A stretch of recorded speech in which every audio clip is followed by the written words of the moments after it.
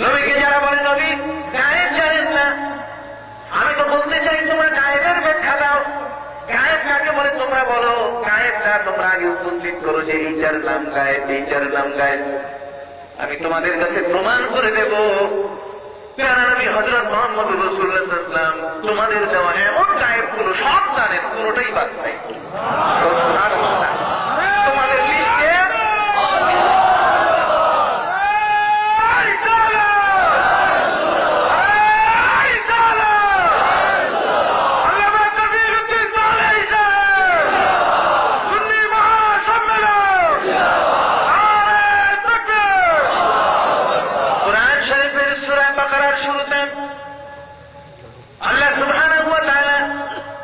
মুত্তাকিনের বর্ণনা দিতে গিয়ে বলেছেন হুদাল লিল মুত্তাকিন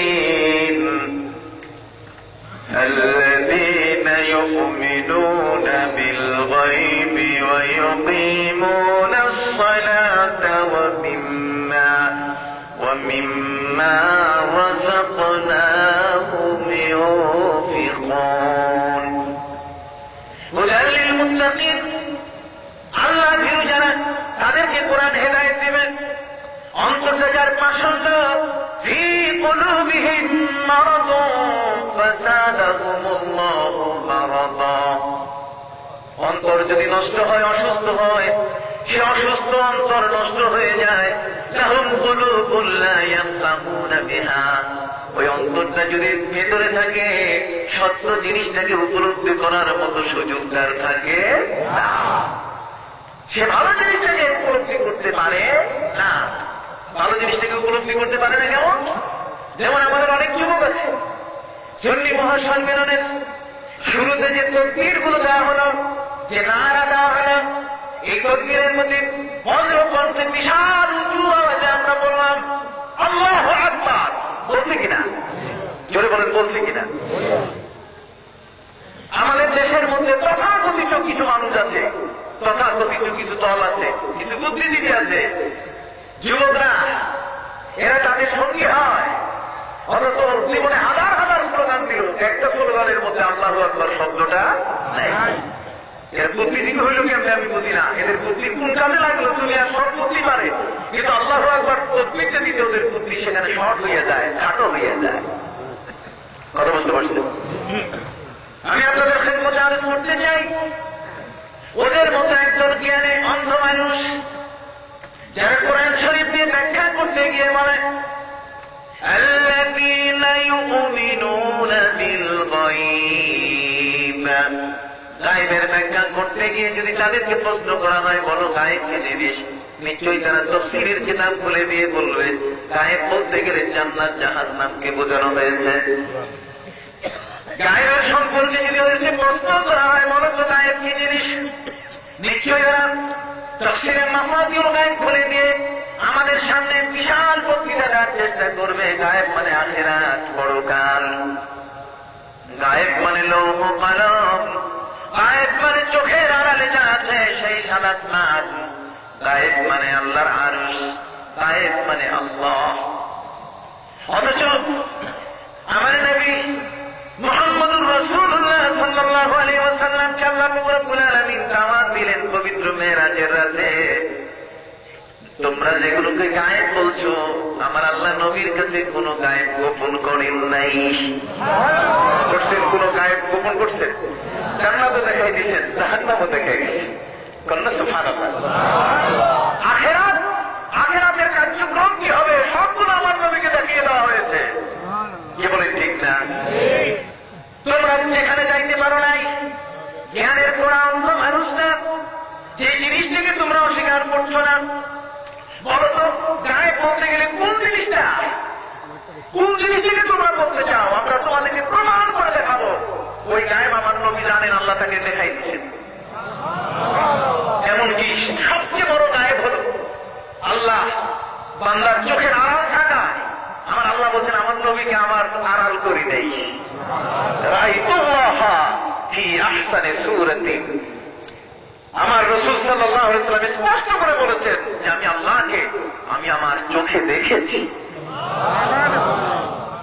যদি বলা হয় আল্লাহকে চোখে দেখে কেমন বোঝেন? দেখার। উজুহু ইয়াওমাইযিন নাযিরাতুন ইলা রাব্বিহা নাযিরা।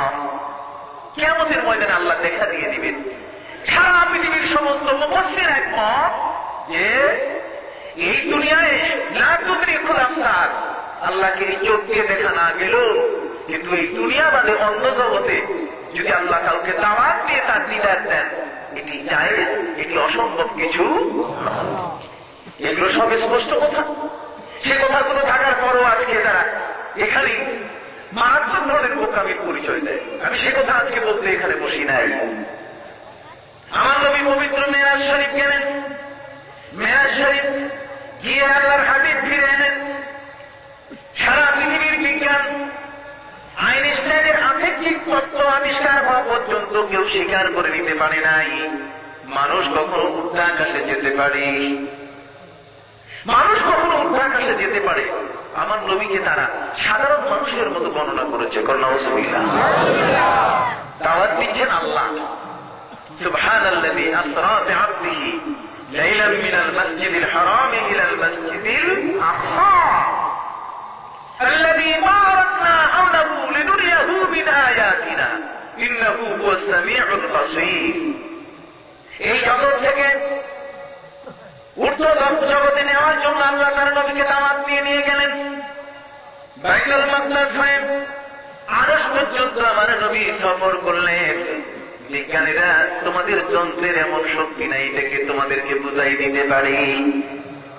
বরং ওই আকাশের মধ্যে তোমরা মনে করেছো আগুনের স্তর আছে, তোমাদের বিজ্ঞান বলছে আগুনের স্তর ভেদ করে মানুষ উঠলে সে মানুষটা তো জ্বলে পুড়ে ছাই হয়ে যাবে। কোরআন শরীফের মধ্যে আমার আল্লাহ উত্তর দিয়েছেন।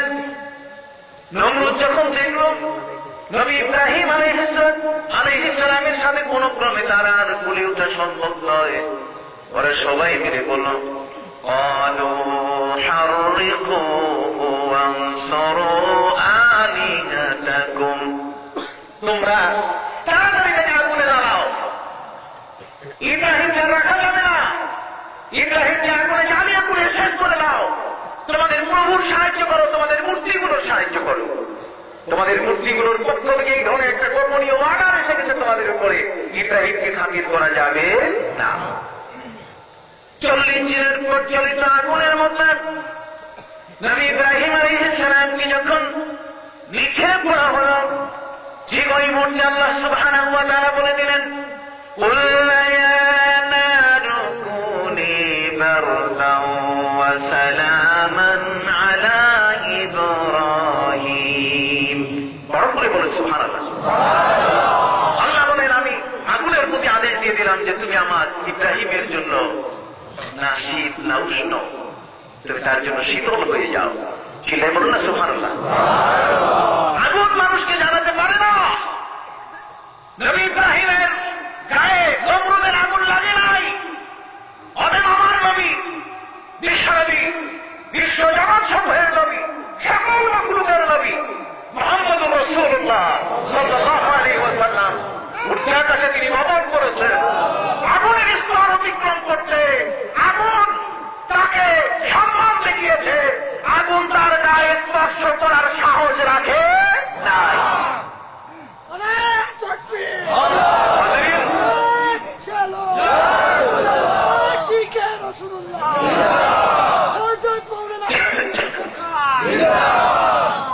আমি সংক্ষিপ্ত ভাবে আপনাদের খেদমতে আরজ করতে চাই। পবিত্র কোরআন এবং আধুনিক বিজ্ঞান এটি দেওয়া হয়েছে আমার সাবজেক্ট। এই বিষয়টি অত্যন্ত ঘনিষ্ঠ করে আমি আপনাদের সামনে উপস্থিত করতে চাই। আকাশে পুরায় জামহারির আছে, আকাশের মধ্যে একটা বরফের স্তর আছে। এই বরফের স্তরে যদি কেউ যায় তাহলে সেখানে ওই মানুষটি বরফ হয়ে অটোমেটিক তার অস্তিত্ব বিলীন হয়ে যায়, সে তার বেঁচে থাকতে পারে না। অথচ পানির স্তর, এর উপরে আল্লাহর প্রভুত্ব আছে কিনা জোরে বলেন না? আল্লাহর এর উপরে প্রভুত্ব আছে। মুসা আলাইহিস সালামের মতো একজন নবী লাঠি দিয়ে পানির গায়ে আঘাত করার কারণে পানি 2 ভাগ হয়ে গেছে, সাহস হয় নাই, ওই পানি একত্রিত হবার রাস্তা হয়ে গেছে, শুকনো রাস্তা হয়ে গেছে। বলো সুবহানাল্লাহ। আমার নবীকে আল্লাহ আকাশে নিচ্ছেন, তার দরবারে তিনি ডেকে দিচ্ছেন, সম্মানের পদকে তিনি নবীকে ভূষিত করছেন। পৃথিবীর সবচেয়ে বড় ইবাদত, সবচেয়ে উত্তম ইবাদত, নামাজের মতো ইবাদত আমার রাসূলকে উপর হুকুম দেওয়া হবে।